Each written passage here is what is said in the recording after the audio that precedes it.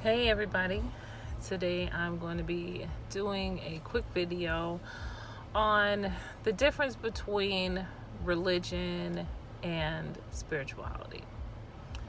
This is a topic it's very close to me because I grew up in a very religious family. I grew up in the Holiness Church. Um, So, we were kind of taught that this whole, you know, feeling of spirituality or calling yourself spiritual, there's something wrong with that. That means you're into witchcraft or voodoo or something of that nature. It wasn't until later on in my life that I learned differently about that. I've started to feel differently about that. I started to understand things a little different. My mother told me one time I had asked her, "Is God real?" And she said, "Well, I believe he is, but you have to believe that for yourself." And I was like, "Well, how do I do that?" And she said, "Well, you're going to have to ask God to prove himself to you. You're going to have to ask him to open that line of communication between the two of you so that you can understand that for yourself." So I was like, okay, that's pretty cool. So that afternoon, we went to the park and I came back home. I was pretty disappointed after I came out of my room. My mother was like, "What is going on?" I said, "Well, I asked God for another bag of jelly beans and I didn't see it under my bed." She said, "That's not what I meant." This is not a magic trick. It's not that. We're not talking about the imagination. This is something very different. So, God is a being that you have to learn to communicate with. So, yeah, I had a long way to go, clearly, despite the fact I grew up in church. But, even growing up in church, I see so many different people in different spaces when it comes to religion. I saw, some people that were the kind of religion that would wear the skirts that were dragging on the ground, right? Dressed in all white, with the white purses and the white head wraps and the standing on the corner with the tracts and everything. And then I saw the extra fabulous Christians, and then I saw the Christians that would smoke and drink. Then I saw the Christians that, once in a while go over their house, women, they would wear pants and lipstick and okay. Then, I started to really think like, okay, well, what is all this about if there's clearly no consistency in any of it? So it was a journey, a learning process for myself. Being in church and someone coming in with pants on and having, oh, throw a sheet on them. Don't let them come up in here with pants on. I don't know. I don't understand why that had anything to do with anything. Or yeah, I was thoroughly confused about that. But I was a teenager growing up and learning all this stuff, but I was very visual. Like I was really absorbing all of this information and trying to understand these people. And then my grandmother passed.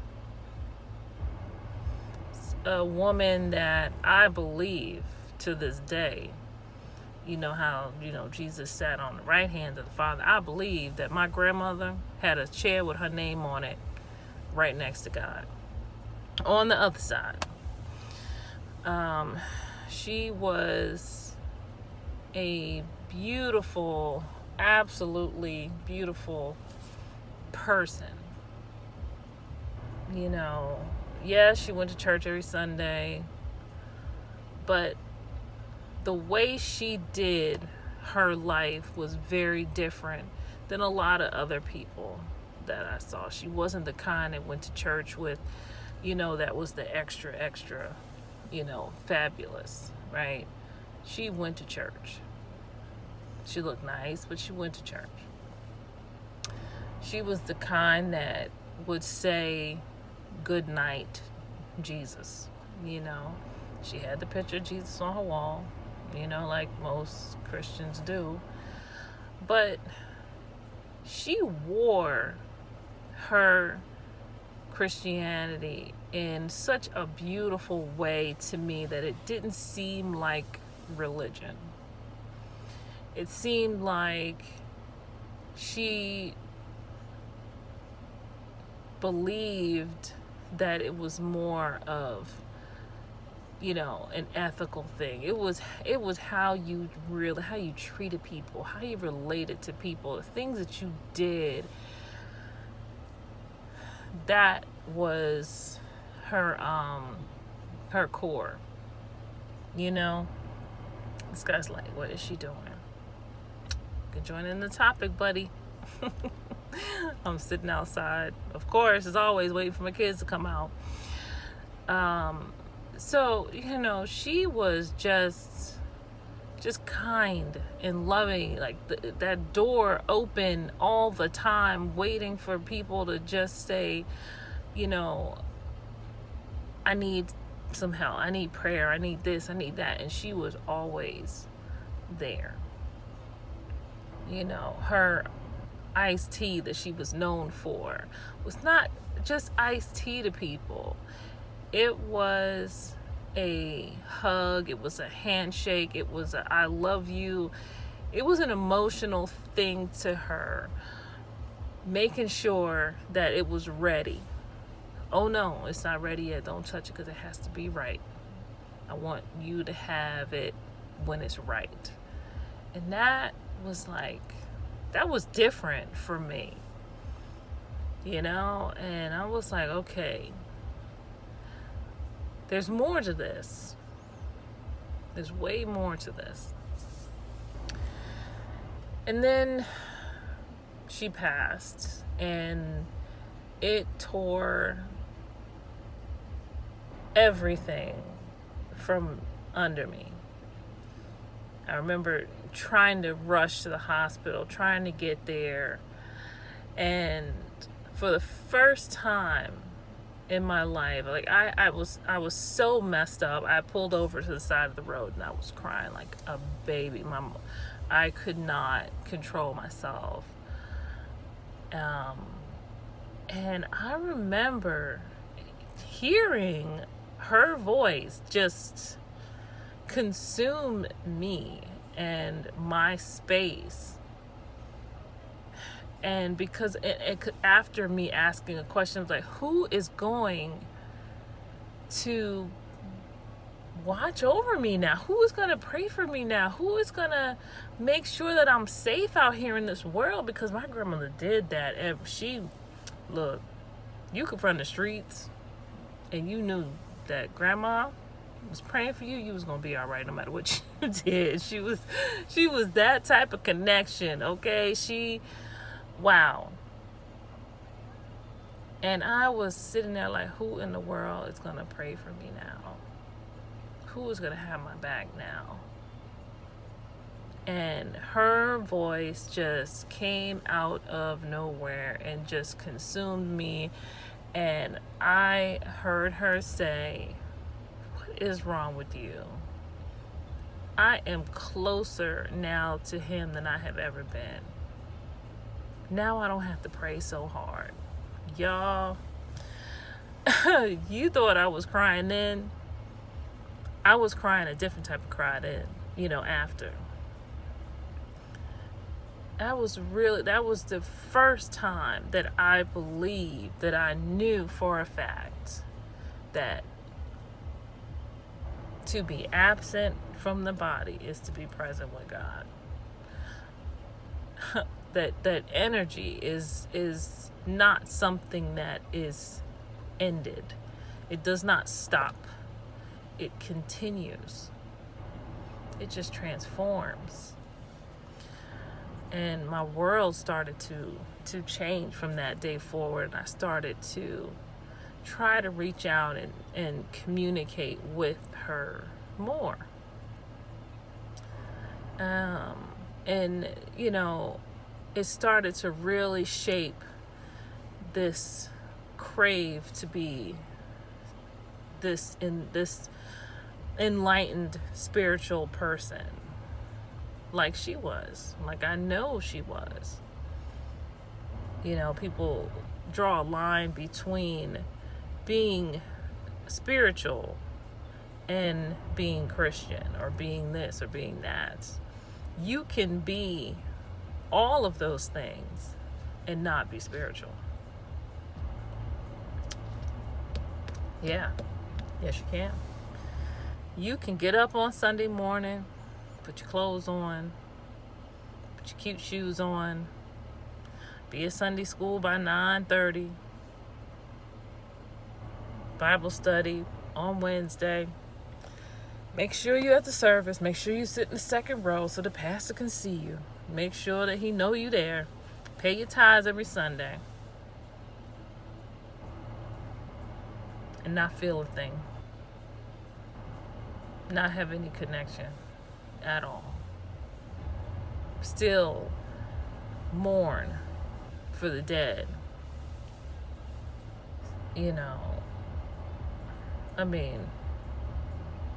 What kind of life is that? Just going through the tradition of it, but not the connectivity that the Spirit gives you. So, yes, I say again, you can be full of religion and not have a stitch of spirituality. So, what's more important? Being a spiritual being or being a religious being? Religions change. Spirit is the core of everything. Religions die out. Religion you can't bring with you.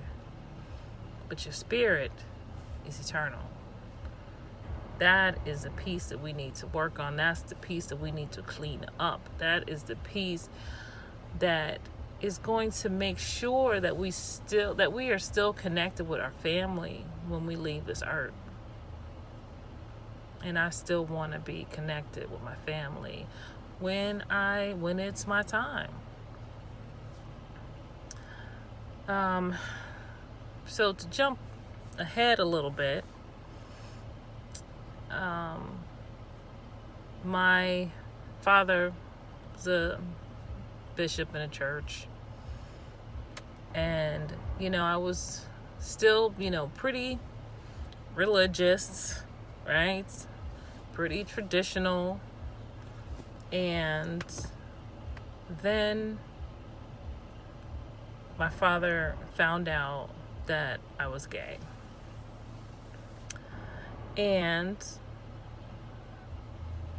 he told me that, he wished all horrible things would happen to me. That I was going to have an accident, car accident, and God would use that to bring me back. I was in the hospital with tumors and all this type of stuff, and he was hoping that I was going to, almost die so that God can save me and bring me back to the fold, or he was going to, kill me if none of those things brought me back. And I remember just how devastating that felt like, that hurt, that hearing that from your parent felt like that. I mean, I could smile about it now, I could joke about it now, because that was a long time ago. But I mean, I can go back to that emotion at that time and get very, very angry and distraught and feel that level of depression that I used to feel, and feel like it was time to end everything, and just desperate to feel like, living when I didn't feel like living, because of all people in the world to turn against you. It's your parents. I also felt like, hey, God, what's up with that? How are you gonna leave me out here with no parents? Just throwing me to the street? Like, how is that okay? Why should I feel at this moment like taking my own life? Why should I feel that way when my walk with you has not changed? Why can't he be convinced that I'm okay? It's free will, right? People can believe and do as they really feel.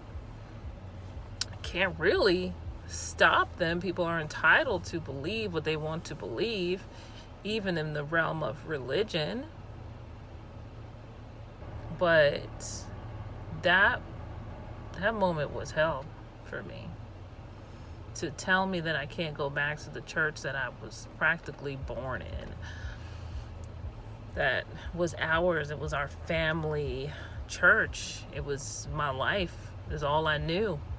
I never had a pastor in my whole life. It was my dad, right? So what do I do now when there is nothing for me? All I knew was over. There has to be something more, right?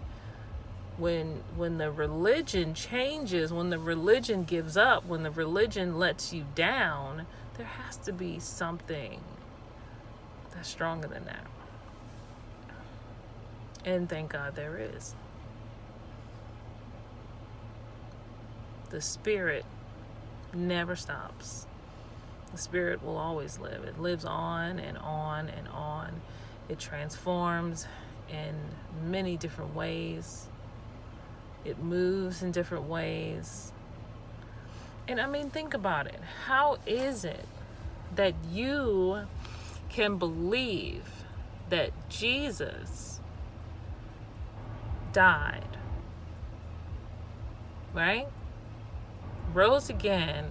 He was transformed, okay, to the spirit person. And all these people were able to see him and communicate with him, and like, oh my goodness, there he is.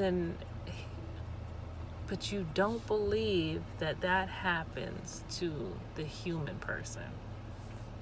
He did say that we would do greater things, and that's not even greater. Okay? Doing the same thing is not greater, and that is the same thing. So you can't tell me that if him coming back after he died in the spirit form and becoming another being, transforming into another being, is not possible, then yeah, you're missing something. You're missing something. So I said all of those things to really come to this conclusion that spirituality is the most important piece. It is a piece that is guaranteed to keep us connected with this universe, because our spirit never leaves. It was the first part of us that was created. It was created to move through time and space. How can we get to heaven, right, if we were a human being? I mean, it's not a place you can walk in, so I mean, newsflash, we got to be a spirit, right?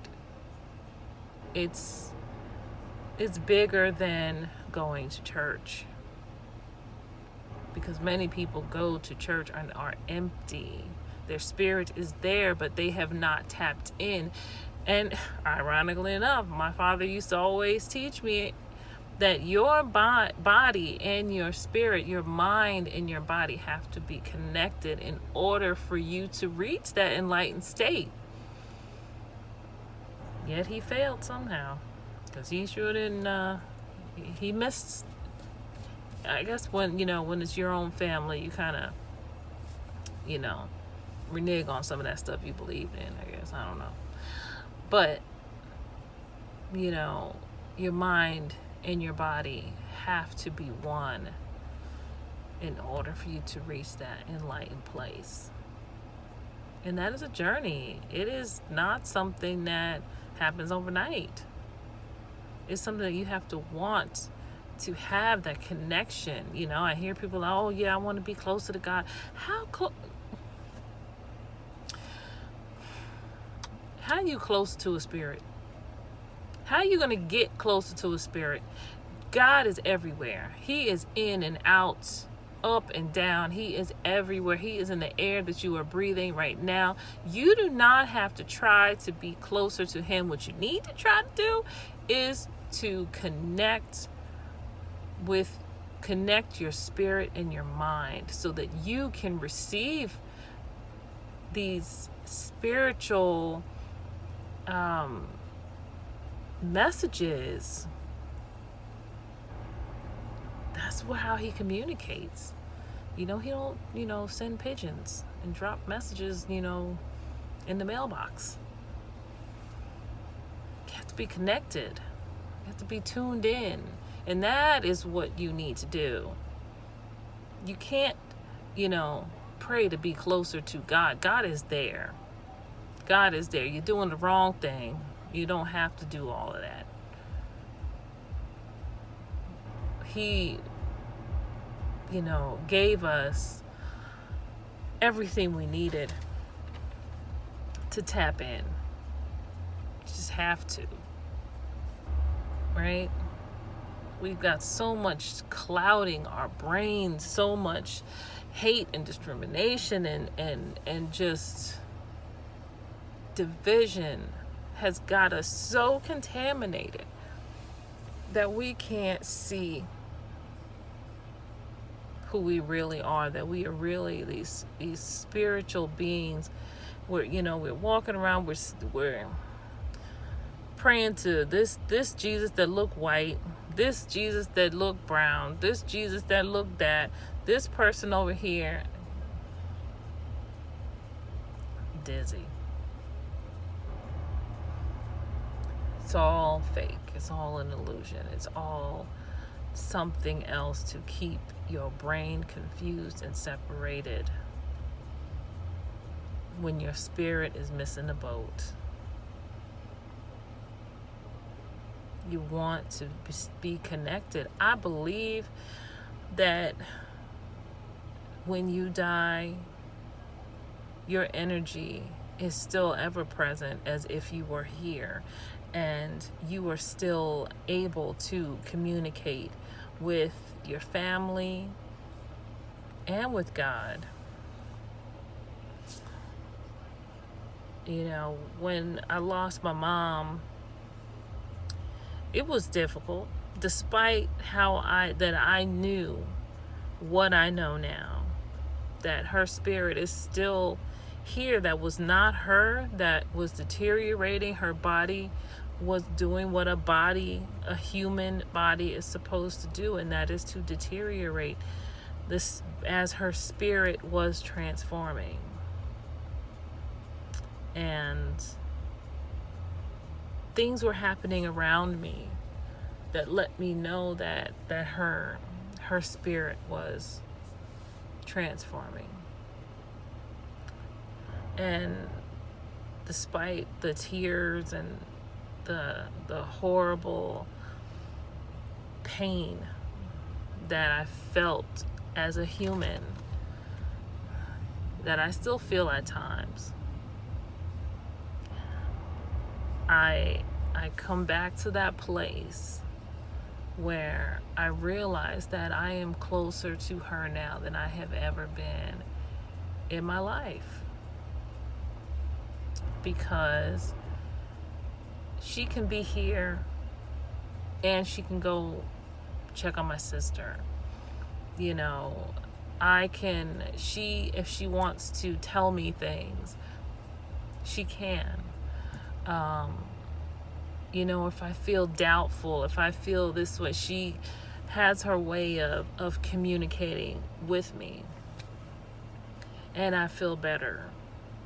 You know, I'll hear her voice, or I remember there was about a month after she passed, and I could not get a grip. I just could not believe it. I was still like, how in the world did this happen? This cancer took her so fast.